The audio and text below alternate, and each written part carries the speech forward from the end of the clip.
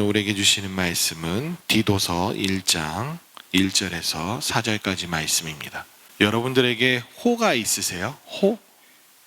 작가나 예술인에게 요새는 흔히 보일 수 있기도 하지만 또 한편으로는 점점 그 호를 잘 사용하지 않는 것 같아요. 또 좀 예우를 다해서 부를 때는 아호라고도 하고요.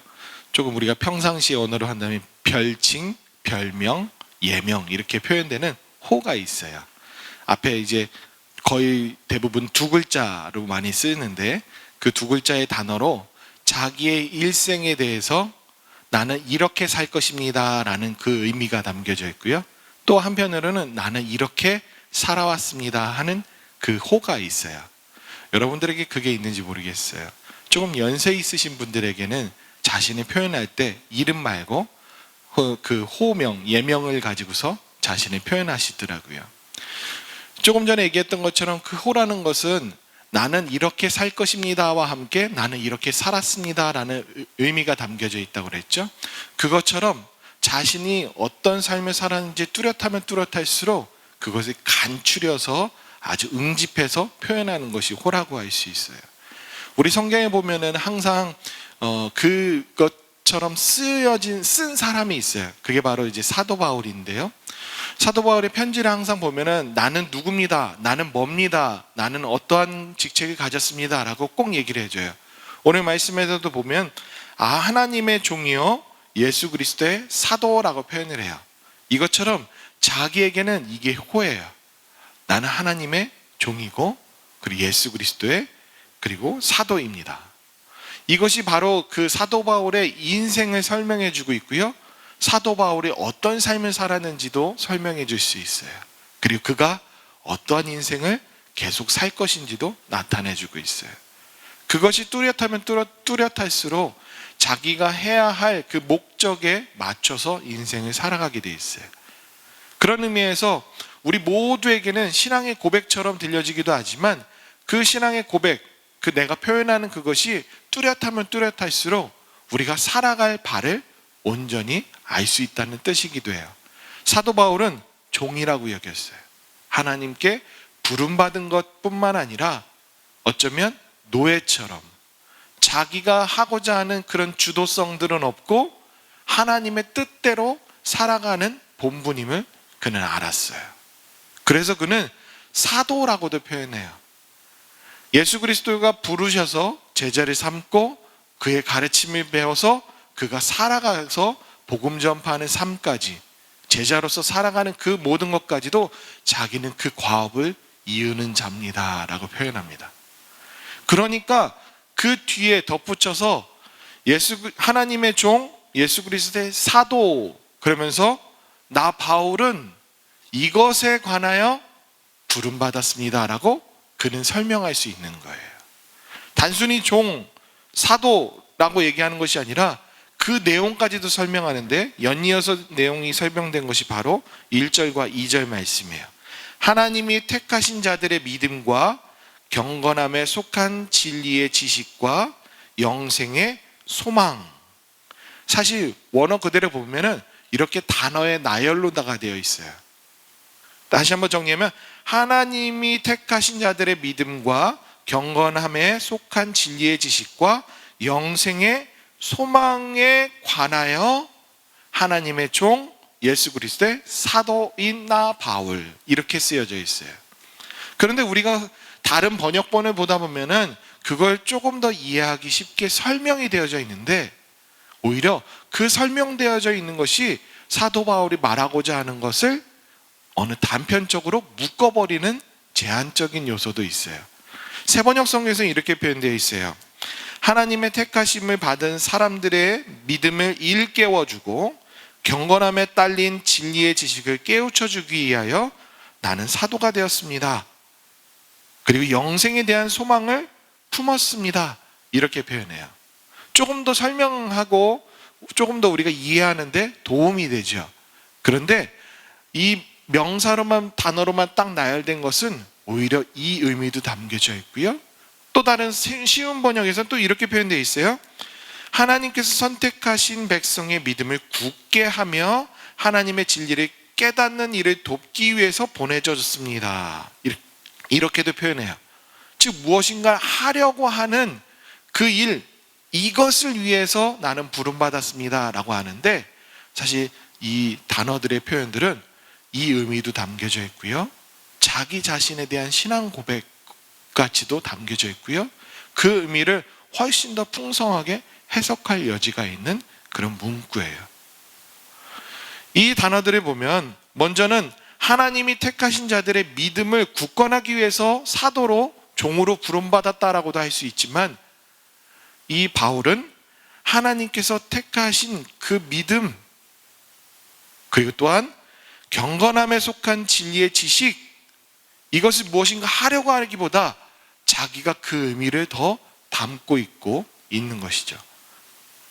자신은 그 믿음을 어떻게 해줄 수 있는 그런 것을 얘기하는 것이 아니에요.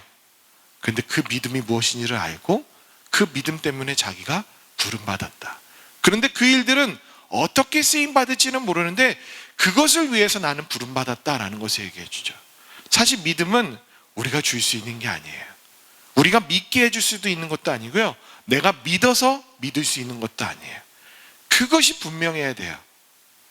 그것이 분명하지 않으면 신앙생활 하는 것도 내 주도성으로 살게 되고요, 믿는 것도 내가 하는 것이고요, 내가 믿음이 떨어졌다 높아졌다 많아졌다 작아졌다 하는 것도 나의 상태에 따라서 그렇게 된다고 생각할 수 있어요. 그런데 우리는 마음처럼 되지 않아요. 왜요? 주도권은 우리에게 없어요. 믿음도 주님이 주신, 하나님이 주신 선물이에요.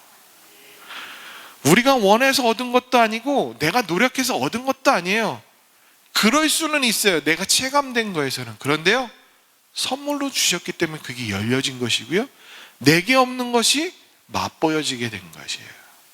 그래서 어쩌면 사도로서 이렇게 하기 위해서, 내가 이런 도움을 주기 위해서 부름받았습니다 라는 것이 또 다른 해석이죠.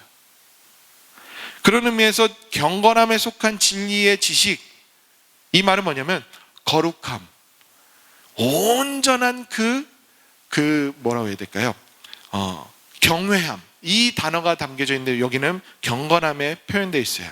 그 경외함에 속한 진리의 지식, 이 말은 뭘까요?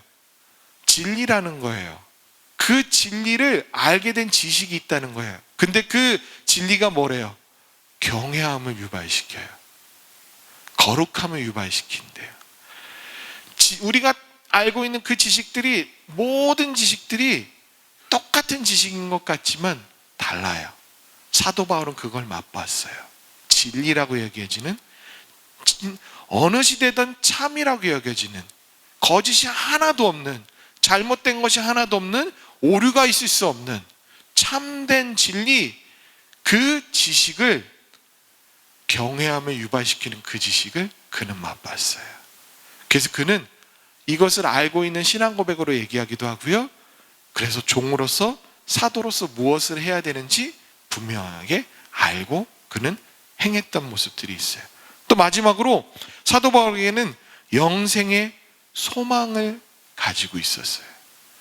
우리 모두에게도 동일하죠. 영생의 소망. 여기서 얘기하는 것은 영원히 사는 것만을 얘기하는 것이 아니에요. 영생이라는 이 단어는, 영원하다라는 그것은 오직 하나님께로부터 왔기 때문에 하나님에게만 해당되어지는 영역이에요. 그러니까 우리가 그냥 단순히 오래 사는 것, 영원토록 사는 것, 우리는 우리의 인식으로 생각하지만 아니에요. 하나님께로 나아가게 하고 하나님을 맛보게 하는, 하나님으로 풍성한 그 삶, 그것이 바로 영생이에요. 그것에 대한 소망을 그는 가지고 있었어요. 생각해 보세요. 이 세 가지를 표현하지만 이것을 담고 있다면 사도 바울이 종으로서 사는 것이 얽매여져 가는 삶일까요? 아니면 기쁘게 룰루랄라 할까요? 의미가 달라져요. 우리가 종하면 부정적인 의미로 다가올 수 있어요.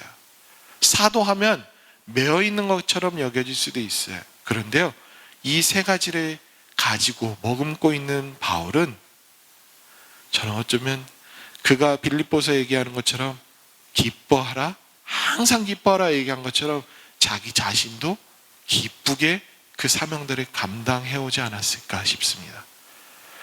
이 분명한 의식, 그것을 맛보고 그 머금고 있는 자는 삶이 뚜렷해질 수밖에 없어요. 그 뚜렷해짐은 뭐와 함께 하냐면 하나님을 향한 인식으로부터 같이 시작이 되어져요. 그래서 그는 2절에서 표현하죠. 영생에 대해서 얘기하면서 거짓이 없으신 하나님이 영원전부터 약속하신 것이다. 하나님께로부터 온 풍성함이다라는 거예요. 그리고 이것을 알게 했던 것, 그것을 3절에서 표현하는데요. 자기 때에 자기의 말씀을 전도로 나타내셨으니 이 전도는 우리 구주 하나님이 명하신 대로 내게 맡기신 것이라. 전도라고 표현되어 있지만 이것은 선포이기도 하고요. 어떻게 보면 이거는 계시라고 인식하시는 게 더 쉬울 수 있어요. 하나님께서 내게 보여주심이라고 표현해요. 하나님만이 주실 수 있는 그 지식, 믿음, 영생, 이 모든 것들을 소망하고 머금을 수 있고 깨달을 수 있도록 하신 그 모든 것, 그것을 하나님께로부터 받았는데 받은 것뿐만 아니라 자기도 받은 것을 소유함으로 아닌 것이 아니라 나누려고 살아간다. 그래서 전도한다, 나도 선포한다라고 표현해요. 여러분들에게도 이 마음의 인식이 분명하세요? 그러면 오늘 하루가 달라질 거예요. 내가 어떻게 살아야 될지, 내가 무엇을 소유하고 있는지, 내가 무슨 삶을 어떠한 목적으로 살아갈지 알게 될 거예요. 그런 의미에서 여러분들의 해당되어지는, 여러분들의 소개되어지는, 그리고 여러분들을 부르는 그 모든 혹칭, 그것까지도 한번 생각해 보세요. 우리에게는 그 예명이 있을 수도 있지만 없어요. 그래서 어떻게 하면 조금 더 명확하게 저와 여러분들이 구체적으로 사도 바울처럼 인식을 할까 하다 보니까 각자 불려지는 직책들 있지 않아요? 성도, 집사, 그리고 안수집사, 권사, 장로, 저는 목사. 이 직책이 무슨 의미인지를 우리가 분명히 알고 있어야 돼요. 그 단어의 의미가 무엇일까? 그리고 무엇을 해야 하는 역할이 내게 부여진 것일까? 부여된 것일까?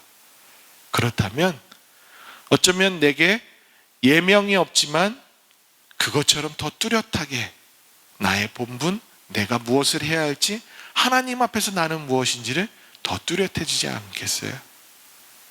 그것이 분명해진다면 우리가 교회를 섬기던, 사회에 나가던, 가정에서 무엇을 하든 그것이 더욱더 선명해질 거예요. 그러면서 얘기하기를 마지막 말미에서 디도를 얘기해요. 디도를 얘기하는데 뭐라고 설명하냐면 같은 믿음을 따라 나의 참 아들 된 디도라고 표현해요.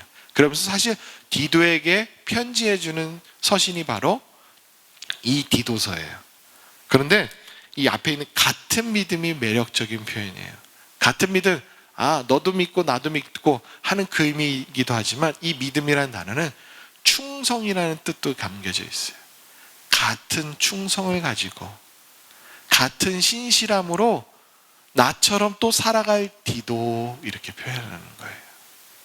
저와 여러분들도 어쩌면 사도 바울의 가르침과 그리고 그를 통해서 알게 된 그 복음, 이 전도라고 하는 캐리그마라는 이 단어처럼 알고 있는 그것을 같은 믿음, 같은 충성, 같은 신실함으로 오늘도 살아내실 분들이에요.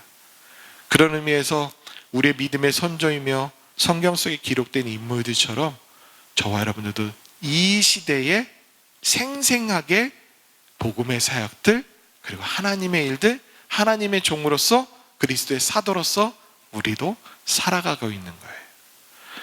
이 뚜렷함으로 오늘을 지내시면 좋을 것 같아요. 나는 이 땅에 그냥 내 인생 살아오는 것이 아니다. 나는 이 땅에서 그냥 남들처럼 먹고 즐기며 살아온 것이 아니다. 나는 주님에게 부름받았는데 나는 어떻게 뚜렷하게 살까? 사도 바울이 잘나서, 디도가 잘나서, 그게 아니라 그도 부름받았고 나도 부름받았는데 그러면 그들처럼 나는 어떻게 살 것인가? 그러면 내게 무엇이 있지? 나는 무엇을 맛보았지? 그리고 그것이 내게 어떤 의미이지? 내가 믿는 그 하나님은 어떤 분이신지? 이런 부분들이 이 짧은 4절 가운데 우리가 서로 동감하며 오늘을 살아내실 때 더욱 구체적으로 더욱 선명하게 살아내실 수 있기를 바랍니다.